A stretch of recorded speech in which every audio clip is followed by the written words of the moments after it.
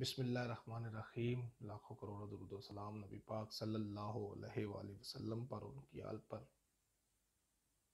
رب اشرح لی صدری ویسر لی امری واحلل عقدۃ من لسانی یفقہوا قولی۔ 4 اپریل 1979 پاکستان کی تاریخ کا وہ سیاہ ترین اور بدنما دن۔ اس وقت کے ملا ملٹری اور جج الائنس نے، ملا عالمی استعماری سازشوں نے اس وقت کے محبوب ترین قائد شہید ذوالفقار علی بھٹو کو راستے سے ہٹا دیا اور عوام کی آواز کو دبا دیا۔ شہید ذوالفقار علی بھٹو خود کہتے تھے کہ پاکستان میں 2 زبانیں، ایک ظالم کی اور ایک مظلوم کی۔ شہید ذوالفقار علی بھٹو کو راستے سے ہٹانے کا مطلب یہ تھا کہ مظلوموں کی آواز کو ہٹا دیا جائے، مظلوموں کی آواز کو دبا دیا جائے، اور انہوں نے مظلوموں کی آواز کو دبانے کی کوشش کی۔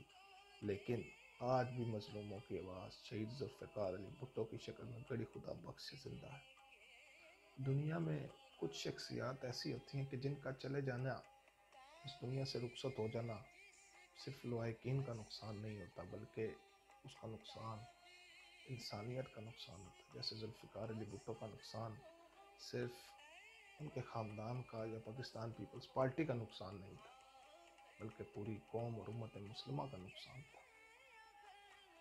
میں یہ سمجھتا ہوں کہ اس وقت کی جو نوجوان نسل ہے، اگر وہ سیاست میں آنا چاہتے ہیں، چاہے وہ سیاست میں آنے کے لیے کوئی بھی پلیٹ فارم استعمال کریں، آپ شہید ذوالفقار علی بھٹو کی شخصیت کو پڑھیں، جو انہوں نے فلسفہ دیا آپ اس کا مطالعہ کریں، جو انہوں نے جد و جہد کی اس کا جائزہ لیں، اور جو انہوں نے ویژن دیا اس کو اگر آپ اسٹڈی کریں اور ان کی دور اندیشی کو دیکھیں تو یقیناً شہید ذوالفقار علی بھٹو نے جب سیاست کا آغاز کیا تو اس وقت دنیائی سیاست میں بہت بڑے بڑے لیڈرز موجود تھے، اور ان کے درمیان شہید ذوالفقار علی بھٹو نے نہ صرف اپنی قائدانہ صلاحیتوں کو منوایا، بلکہ وہ تمام لیڈرز بھی جو اس وقت ایک اپنی حیثیت، الگ حیثیت رکھتے تھے لیڈرشپ میں، انہوں نے بھی شہید ذوالفقار علی بھٹو کی لیڈرشپ کو مانا۔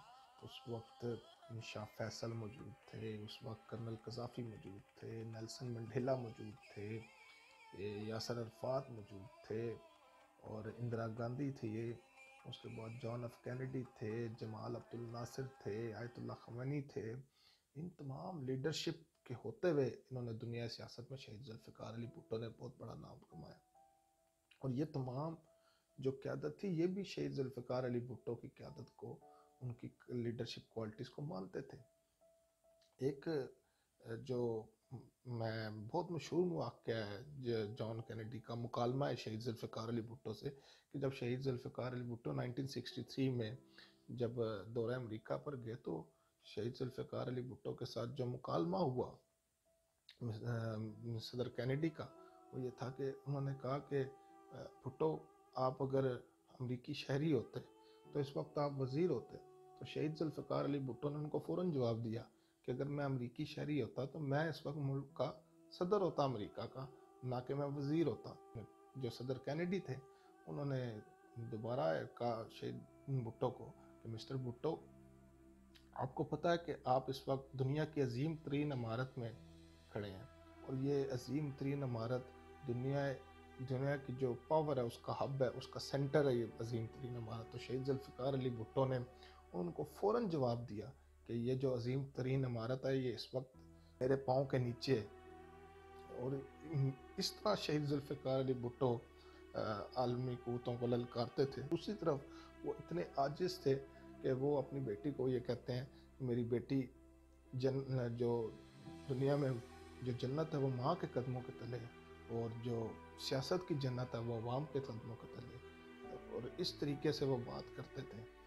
جب راک فیلر نے شہید ذوالفقار علی بھٹو کو کھانے پہ بلایا اور اس وقت انہوں نے تقریر کی، 15 منٹ تقریر پڑھی دیکھ کے، تو شہید ذوالفقار علی بھٹو نے ادھر بغیر دیکھے اس تقریر کا جواب دیا، اور وہ اتنے متاثر ہوئے شہید ذوالفقار علی بھٹو کی ذہانت سے، راک فیلر نے یہ ان کو کمپلیمنٹ کیا کہ میں بہت تھینک فل ہوں کہ you are not the candidate of U S A, اگر آپ یو ایس اے کے کینڈیڈیٹ ہوتے تو میرے لیے مصیبت بن جاتی. تو یہ ایسے لیڈر تھے. شہید ذوالفقار علی بھٹو نے جو مختصر دور سیاست میں اور جو مختصر اقتدار تھا اس میں جو کارنامے سر انجام دیے اس کی مثال نہیں ملتی.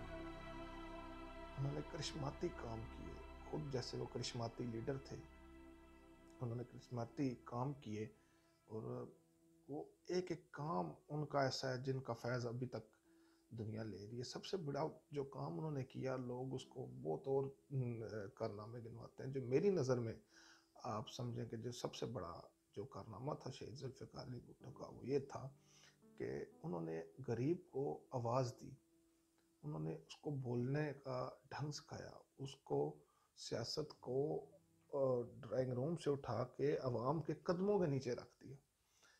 ایک دفعہ ایک بڑھیا شہید ذوالفقار علی بھٹو کو ملی، انہوں نے کہا کہ میرا ایک بیٹا جیل میں ہے اور دوسرا بیٹا تمہارے پوسٹر لگاتا ہے، تو تم نے کیا کیا ہمارے لیے؟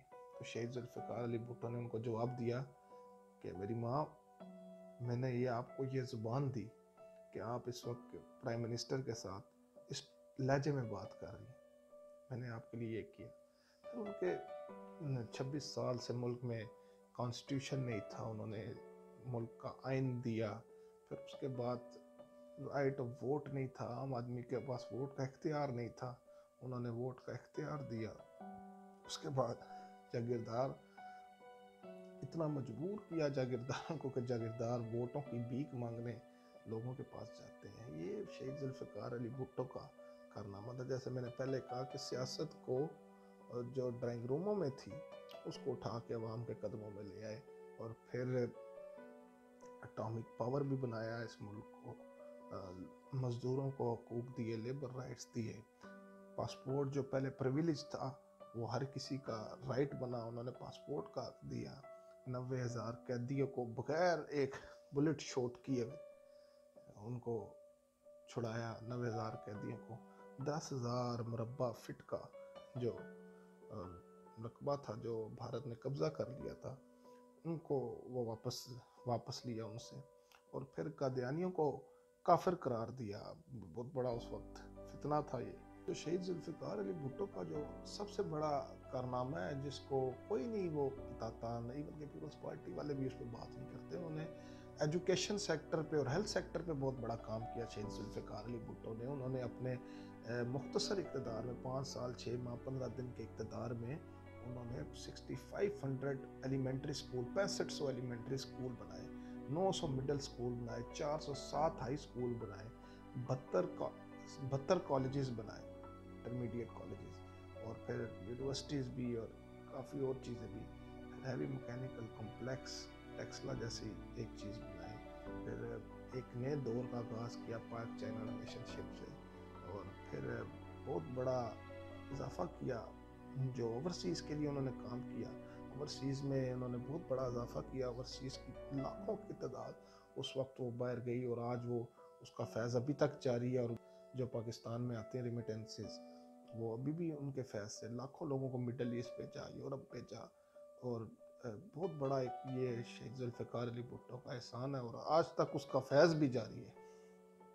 میں تمام مسلم لیڈرز کو IC کا اجلاس بنا کر اکٹھا کیا، اور سب سے بڑی بات جو صرف پاکستان تھا اس کو آئین میں اسلامی یہ کارنامے تو شہید ذوالفقار علی بھٹو کا جرم تھے ہی، لیکن اس کے علاوہ بھی شہید ذوالفقار علی بھٹو نے کافی جرائم کیے. جو ان کے جو شہید ذوالفقار علی بھٹو کے جو قریبی رفقا تھے اس وقت، جو شہید ذوالفقار علی بھٹو کے آخری ادوار میں جو ان کے ساتھ تھے، جو ان کے ملنے جلنے والے لوگ تھے، وہ ان کو اکثر منع کرتے تھے کہ آپ یہ جرم کرنا چھوڑ دیں، آپ امریکہ کو للکارنا چھوڑ دیں، آپ سرمایہ داروں کو للکارنا چھوڑ دیں، یہ آپ کو اپنا دشمن سمجھتے ہیں، آپ فوجی جرنیلوں کو جو ہے ان کو اپنے لیے یہ آپ کو خطرہ سمجھتے ہیں. یہ لوگ پھر انڈیا کے خلاف بات کرنا چھوڑ دیں. یہ جو انڈیا یہ پیچھے بیٹھ کے یہ لوگ سازشیں کرتے ہیں، مذہبی شدت پسندوں کو جو ہے ان سے صلح کر لیں، ان کے بارے میں بات نہ کیا کریں. تو شہید ذوالفقار علی بھٹو ان کو ایک جواب دیتے تھے کہ میرا بھی دل کرتا ہے کہ میں ان تمام لوگوں سے سمجھوتا کر لوں، میں اپنے، لیکن جب میں اپنے غریب لوگوں کو دیکھتا ہوں، مظلوموں کو دیکھتا ہوں، پسے ہوئے طبقات کو دیکھتا ہوں، تو میں یہ کہتا ہوں کہ شہید ذوالفقار علی بھٹو، ان لوگوں کو کہتا ہوں، میں یہ کہتا ہوں کہ اگر بھٹو تو نے بھی سمجھوتا کر لیا تو شہید اس عوام کا ذوالفقار کیا علی ہوگا؟ بھٹو نے یہ سمجھوتے نہیں کیے۔ اگر وہ شہید ذوالفقار علی بھٹو یہ سمجھوتا کر لیتے تو وہ شہید نہ ہوتے۔ تو شہید ذوالفقار علی نے، بھٹو نے بالکل ان کے سامنے سر نہیں جھکایا، کیونکہ شہید ذوالفقار علی بھٹو یہ جاگتے تھے، وہ اکثر کہا کرتے کہ میں تاریخ کے ہاتھوں مرنے سے بہتر ہے کہ میں ایک عامر کے ہاتھوں مر جاؤں۔ اور شہید ذوالفقار علی بھٹو کو اس چیز کا اچھی طرح ادراک تھا کہ جسم کی موت کو نظریہ ہے، اس کو جسم کی موت ختم نہیں کر سکتی۔